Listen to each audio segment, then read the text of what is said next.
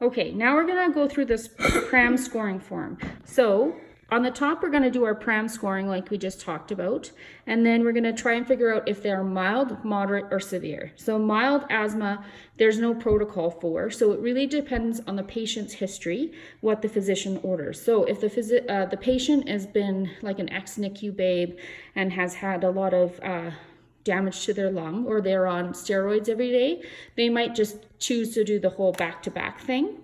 If they're a kid like Ben who doesn't really have any medical conditions, he may just want us to show him how to use the puffer. Now, I did not know how to use an aerochamber for the longest time until I started at the children's, and we teach this to hundreds of kids a day.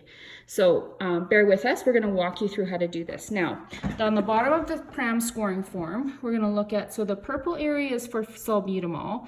Ben is greater than 20 kilos, so he's gonna get 10 puffs of Ventolin, and then he's gonna get 4 puffs of Atrovent. And then in the bottom box there, he actually is kind of a big dude. Not huge, but big. So he's actually gonna max out his dex at 10 milligrams. So it's a 0.3 milligram per kilo dose, and it max is 10 milligrams, okay? So now Ben's gonna grab his aerochamber. We're gonna just, when you get a child in, you really should inspect their aerochamber, because this one actually is in Ben's backpack. And if you can see, it's actually cracked. So now this is no longer useful. That goes 60 bucks down the drain. So we have to get a new aerochamber. Okay, so Ben's gonna shake up his Ventolin. He's gonna do 10 good shakes, because you wanna mix the propellant and the Ventolin together. Okay, now that's good. So then he's gonna put it in his mouth. So ideally when you're well, what he would do is he would do a puff of Ventolin into the aerochamber, and then he would take a nice deep breath in and hold it for 10 seconds.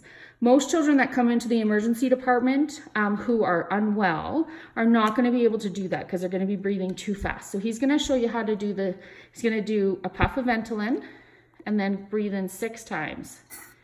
So then what I usually do is I look at the side of the aerochamber, and I look for the little valve that's going back and forth. Now, Ben's able to breathe, he's breathing at a little bit slower rate, so I would do 6 breaths. But if the child was really young and they're breathing really fast, I'd get them to do 10 breaths. Now, this has to recharge, so he's gonna switch over to the Atrovent. Okay, so you can intermittently switch them in order to get the medications in.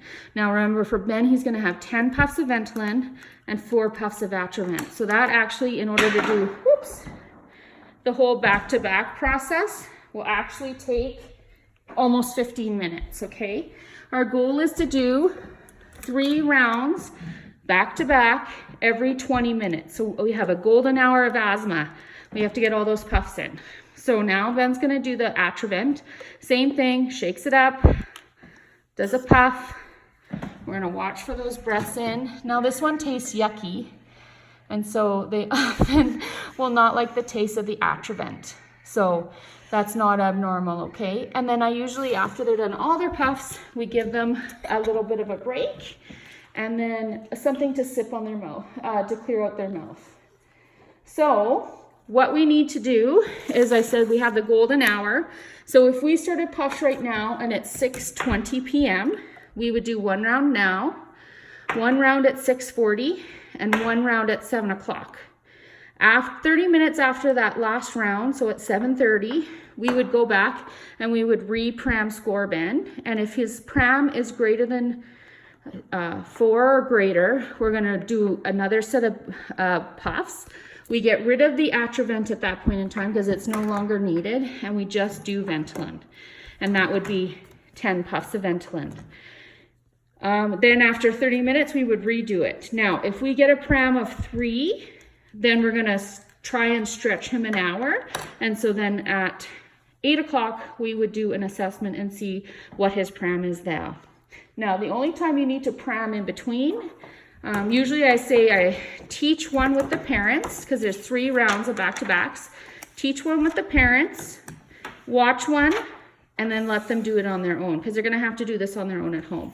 Now, they don't have to re-pram until that 30 minutes after the last puffer, Okay, now if we walked into the room to do our second round and he's now in severe respiratory distress, that's going to totally change our management, and we're going to call a physician to come assess the patient. This is the pathway for the severe, and you can see it's kind of complicated, but there are many resources out there for us. The asthma pathway is located in the pediatric binder, and if you guys have any questions, feel free to email me. Let me know if you found this helpful, and maybe we'll use Ben again. Have a good night.